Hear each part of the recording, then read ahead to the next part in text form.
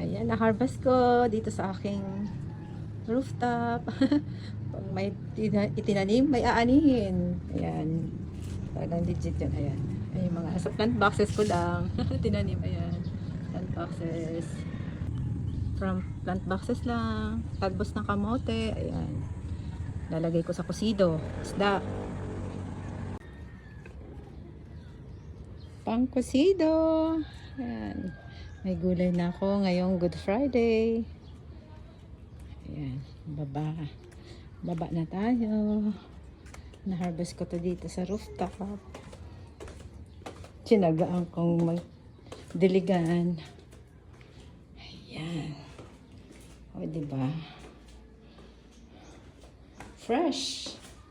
From my rooftop.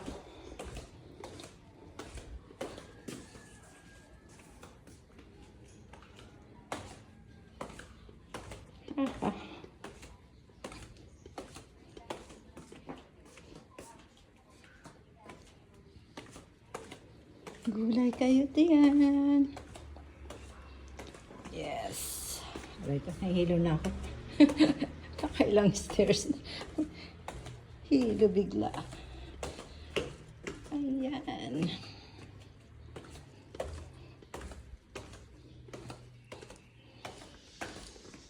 Ayan. Oh no. Yes, show. Ayan. Mamaya. Lunch time. Gulay. Kusido. Lutong Bicol. Ayan. Ihalo sa isda.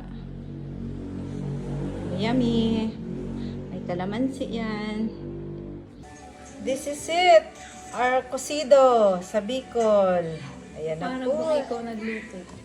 Ayan na. Luto ni Wayne. Hindi ko luto. Ayan na yung may isda at yung aking paboritong talbos. Pagpababa ng blood pressure. Good for Good Friday. O, diba? Ayan na.